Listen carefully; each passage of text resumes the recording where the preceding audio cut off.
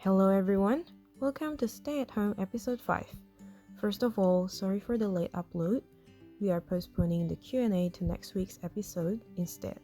So please keep sending your questions through Facebook or Instagram. And today, we have Aglin, our guest MC, and two of CU alumni sharing about their life before and after uni. Please enjoy. So I'm Ronald. I work as a podiatrist at the moment. I've been graduated for about 4 years. So I graduated in 2016, and I was involved at La Trobe in the Cushion Union. Hi, I'm Aaron. I work as a physio, similar to Ron. I graduated 4 years ago. It's been a while, actually. And yeah, I was a part of CU a little bit, some. When I was at La Trobe, yeah. And I'm Aglin, currently working with Focus. Was a physio just a few months ago, and I graduated 2017. I should have graduated with you guys. Should have. Yeah. Yes, and then, yeah. Aren't you still a physio? You still work half days? Sorry? You still work half days, right? No, Oh, not at the moment. Yeah, get up to date, Aaron. Well, you have to tell me. Lol. All good. So, just asking, like at the moment, you guys are working full time? Yes, What's full time like? it's tiring. 5 days a week. You come home and you're really tired. And then sometimes you have to do a little bit more work, whether that's paperwork or just making sure you got your schedule down for the day after. But I mean, it's pretty good. The routine is pretty nice. It's nice being able to pay for things as well. Work has been good. Having a routine. I guess you might be a little bit less free compared to uni, but you don't have like due dates and assignments that you got to work on through your nights and your weekends. So yeah, it's good. You've got a bit more time on weekends to do things. Mm-hmm. Yeah. Yeah. And if you guys are working full time, how are you involved in ministry? Do you do ministry? Do you do anything in particular? So I guess I do a bit of leading on the English side at my church. I also just started as a deacon, so I'm doing that now, which means kind of looking after the affairs of the not just the English side, but our Chinese congregation as well. I kind of step in when I need to lead Bible studies, and probably the big thing I'm a little bit more focused on is mentoring this year. So I'm mentoring a couple of the uni students at church, which has been interesting. I taught them all through high school, so mentoring is a little bit different, and it's a little bit more personal, and something that's it's a little bit more interesting and challenging as well for me. Kind of similar, I guess. Quite involved at church, helping to run young adults Bible study, trying to do discipleship. It's kind of rolling, but a bit slow, and obviously it's a little bit more tricky right now in the middle of coronavirus. How do you guys manage that? Because I remember when I was still working as a physio full time and having to do things with church and people around me. It's tiring, it's draining. How do you guys manage that? Not very well at the start. I think I am starting a few new things this year. So this year, ministry-wise, is very different for me. I mean, you kind of just you figure out what's important. Like for me, things have always kind of been. I've always done things around church. I've actually never done it the other way around, because I know that church is mostly set, and a lot of my other things are quite flexible. But with full-time work, like obviously from about 7:30 in the morning to about 5 o'clock at night, that's already done. So I mean, it's not just putting in time to do ministry, but it's also putting in time for rest, importantly. And for me, it's always been a matter of taking on too much, failing a little bit, and then realizing that I need to give up certain things. And then after a little bit, it kind of all comes together, not in the best way, but in a way that's manageable And I think, it's a healthy medium. Yeah, I agree with a lot of that. I think working full time and doing a decent amount of ministry service at church can be quite challenging, and I think a lot of wisdom should be put into considering how you go about that and how you prioritize. I think for me, in the past few years, it has been pretty flat out. Part of that is that I kind of did like everything mission-wise. I didn't really handball my church after other people. I didn't really try and train other people either. So I was doing a lot of things. I was up late doing stuff. Part of it's just really bad time management and procrastinating a lot, I'll admit.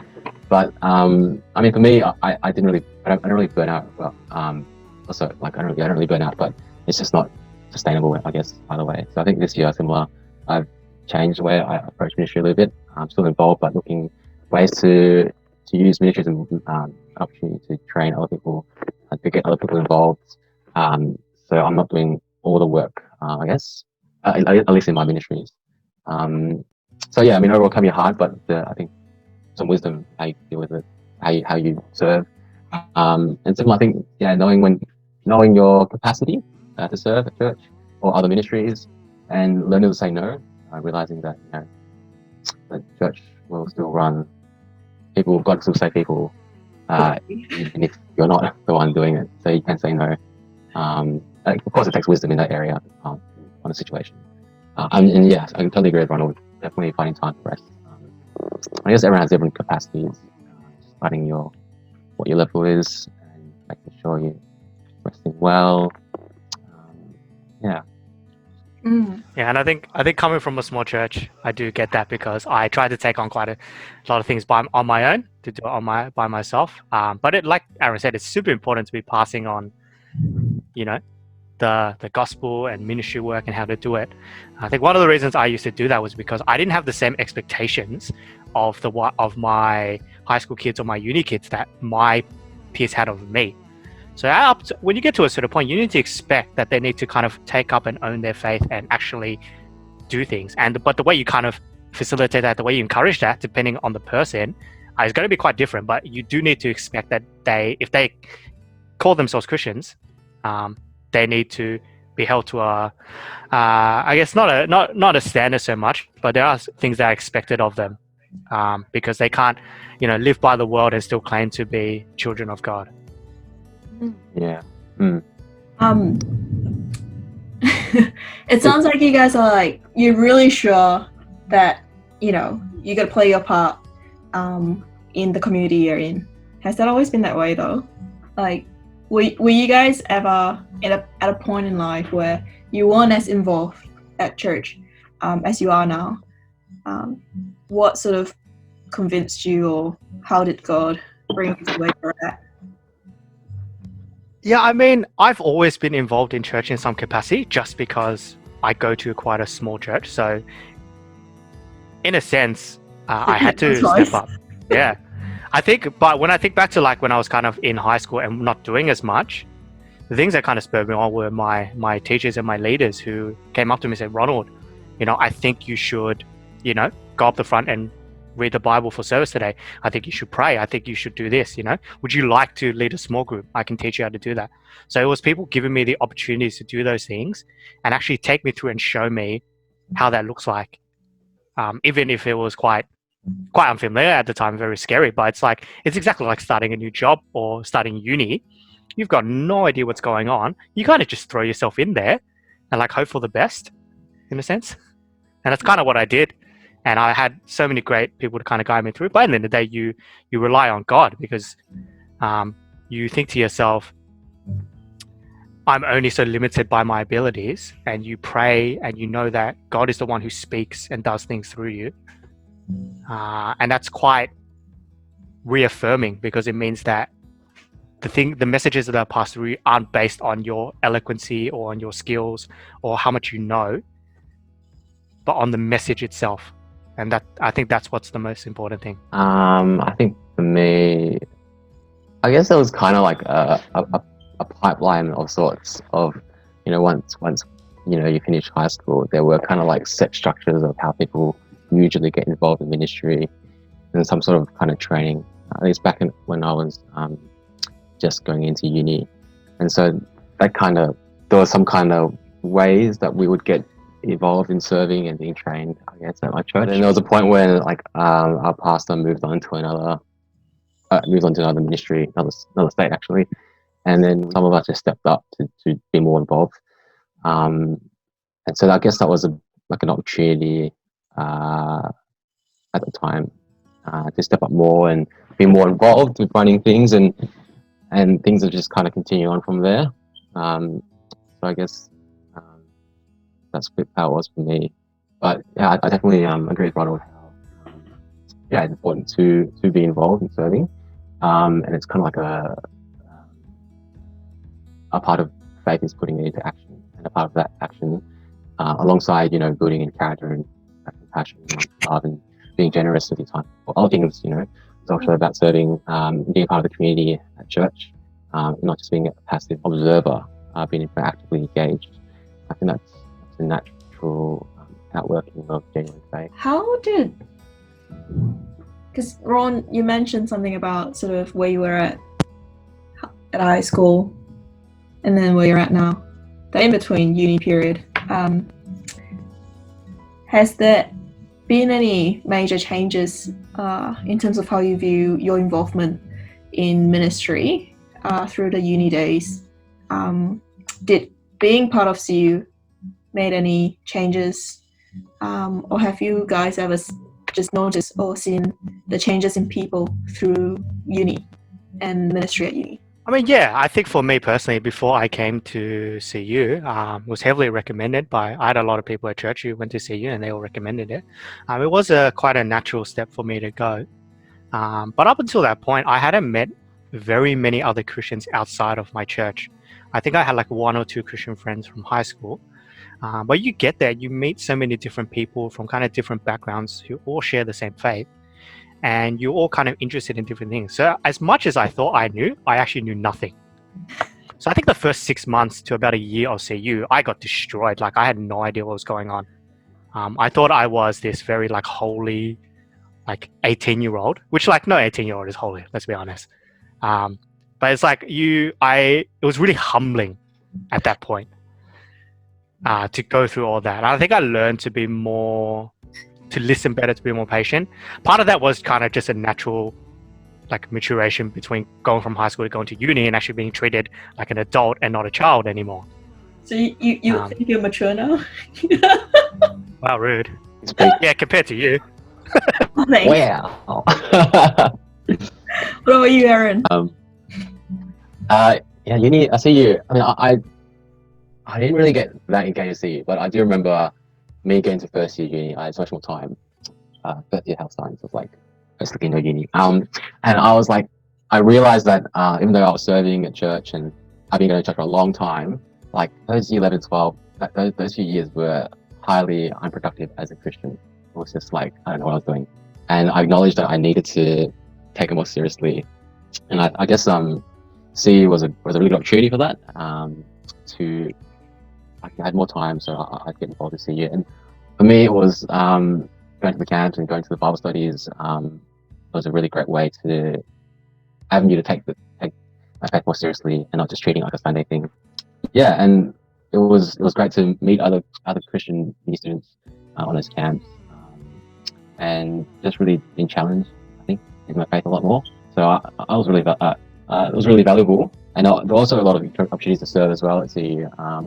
I think unfortunately I was a bit busy with stuff at church, but also a lot of opportunities. Yeah, me too. Right? Yeah, so one of the big things I regret when it comes to uni times was actually not being involved more at CU. I mean, it's not even necessarily about serving, but just being there with the community. I think it's such a really awesome and unique experience. Just being able to hang out with people from different churches, different backgrounds, different faiths. Different, I guess, level of faith as well. And so I always encourage all the younger people at my church to make sure you get plugged into CU and just do stuff. Just go to hang out, go Bible studies, camps, and whatnot. But for the very little experience I had, it was great. I really loved it. Really challenging time. Yeah. Look, guys, we're not very old, so don't Don't talk like one was saying kids, one was saying the younger people. We're all really young here. I've Hey, always referred to anyone younger at me at church as kids. So hey, think about this. I'm pretty sure first year students are born after 2000. yeah, that's true. That is, My cousin is That is 19. very He's true. born in 2000. Oh, yeah, yes, we are. I We're not that old, but we are We're decently slightly old. yeah, I did I'll meet claim the someone young born title. in 2002. 2002, guys. Dang. It's almost 10 years away from me. Almost. What? Uh, Oh man.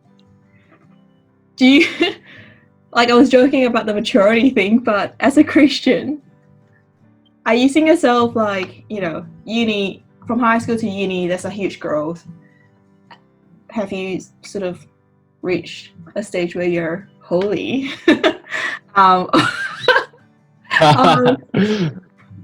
Technically, we're already are you holy. growing or I meant that more in a literal sense. Yeah, I guess. I think.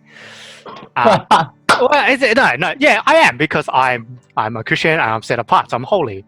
Yes, Yeah. I like it. I think I'm more mature in the sense that like how important that kind of divide that was in high school between faith and living it out was a lot bigger. And when I got to uni, that chasm had to shrink quite a bit because, it was easy for me in high school to separate my high school life from my Christian friends and those kinds of things. But at uni, I was involved in CU. I was hanging out with a lot of Christians. I was hanging out with a lot of non-Christians as well.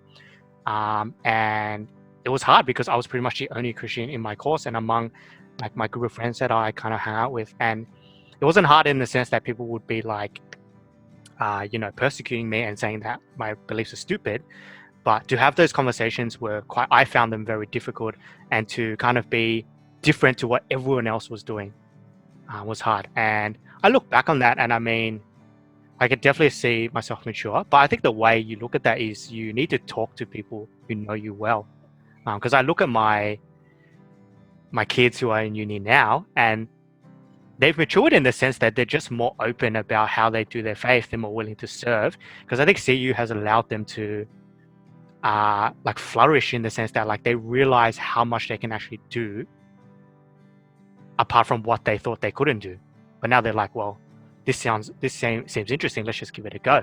And I think that's what I didn't do too much of that in CU, to be honest, because I was like Aaron. I was super involved in church, and CU was a way for me to kind of attend Bible studies and talk to people and build those kind of like more relational skills, which I think I did decently well, hopefully. Yeah. I personally do think I'm continually growing, and I think like there are quite a few different ways to diagnose that. I guess part of it is like how much you cling to Jesus.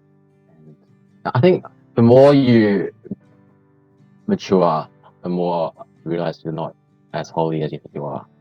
The more you realize you struggle with sin. And the unfortunate reality is that the more you cling to Jesus, the more you realize the pulls, the struggles, and the harder it is to attain to live in a holy way. So, in some sense, the more holy you get, the more mature you get, the more unholy you realize you are, and the more you cling to Jesus, and the more you try and fight against holy. So it kind of goes both ways. It's not as if the more holy you get, suddenly the Christian life is just all the more easier. If anything, it gets harder. Yeah. But your hope and your foundation is all more stronger. How are you guys growing, or what's helping you grow these days as a Christian? I mean, I'll give you one because coronavirus is around. I think that it's a big effort to actually click onto a Zoom call to go to online church. Like people were saying that, it's going to be so much easier. You can just click on a link.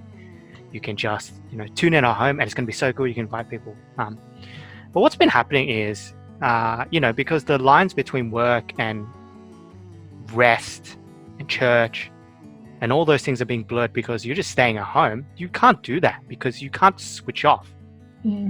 I was talking to one of my friends yesterday, and for us, church was always as I heard once in a sermon, church is kind of like a petrol station. You go to fuel up for the week. And for us, that's what it was. To actually have that time to go out physically and go somewhere and be saturated in the word of God and with people is actually so helpful. And then like it's a big struggle for me to actually go online because you're missing such a large component. At the same time, I think it's made me realize that I have to put a lot more effort into like making sure that my faith is being lived out and done, and it's a lot more personal. And like when I've talked to a few people at church, it's quite similar. They've had similar experiences for them, because now it's easy enough to ignore a message, because if I send a message to someone and be like, hey, can you haven't been here in a while, do you want to join the call? And then they can just ghost me. Like, it's harder now.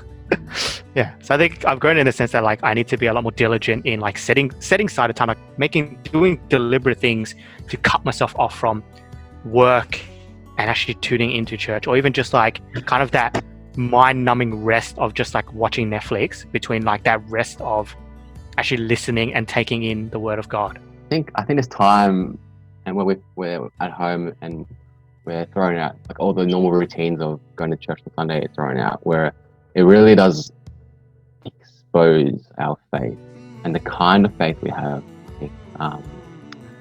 Whether it's purely just nominal, or you just go along with the flow, or you're a Christian that's heavily reliant on routine.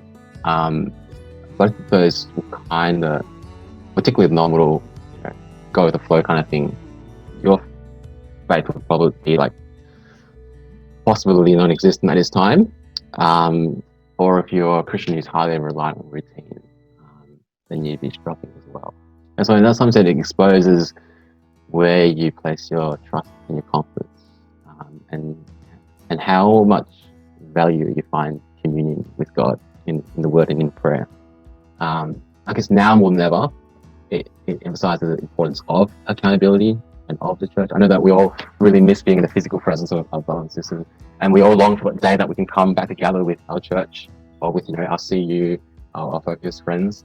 And that's I absolutely I can't wait for that time to meet again. But at the same time, we can't just be kind of like, oh man, it's going to wait for that day, it's going to be so good. But actually, the church continues right now here, and it's not just on Sunday when you're streaming on, but it's in your your chats, your catch-ups, your phone calls, your messages, your Zooms. Like we're not just in the waiting zone. This is church. Church is community with Christians, and utilizing all the means we have to just catch up with people and keep people accountable with things like reading and prayer and all that sort of stuff. Is stuff that we should be doing right now, I think, and not just waiting till we can meet again before we can restart faith, I guess. I think that really hit me hard, because I've been really struggling with fellowship with the church community. So just anyone who calls themselves Christians and people I have had fellowship with, and because of this whole Corona thing, like Ron, you're saying, work and just non-work stuff just seem to mix together now, because you're doing everything from home. And a large part of my life is now a lot of work, and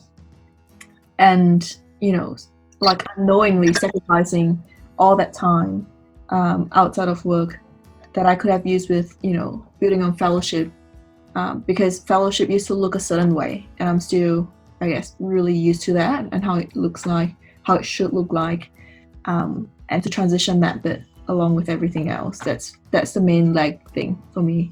It's a huge challenge to really start considering how I'm fellowshipping with the church community.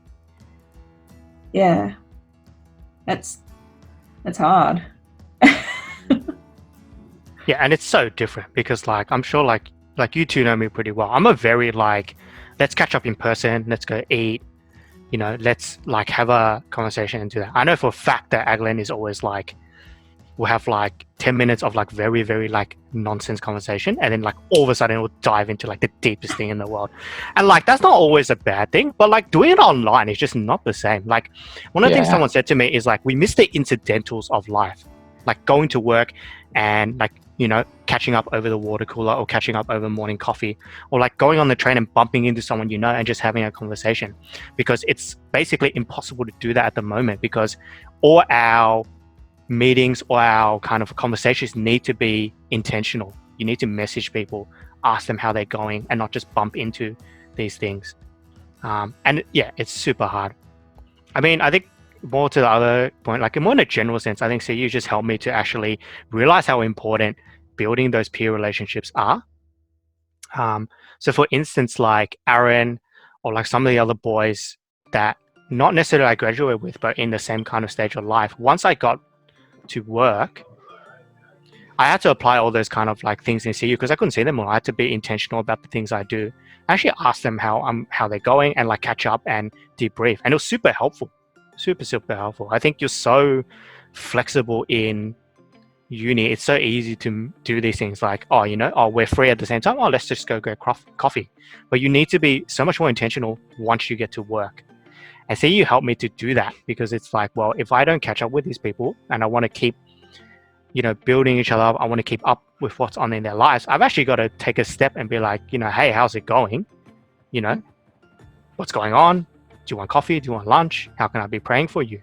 And those kinds of things. That intention is so, like, it's pretty much the core of it. You're saying Zoom meetings is just a click away, but the intention to actually say, I'm going to set aside the next hour so that I can click into this and not be disturbed during it, and to focus and stay with it. The intention to pick up a phone and text, how are you going, and be ready to receive the answers that will come your way. I think it's even more than we had anticipated. Yeah. And I think I find it really I agree. hard. Yeah. I guess we got to make the most of all of them. I guess the modes and mediums we have to keep engaged. Obviously, not being in person it's hard. It's not preferred way of communication. People are easily distracted, but it is what we have. So hopefully things will resolve soon. But there are avenues we can use, and we should as much as we can. Yeah, and I think like you were saying, Aaron, it's like we don't want to come out of this being like going back to how it was before and not appreciating, just being able to go out and catch up with friends, because we understand now what it's like to not have that physical interaction. So the best hope is that we come out of this with more thankfulness and more skills to actually do those things. Yeah.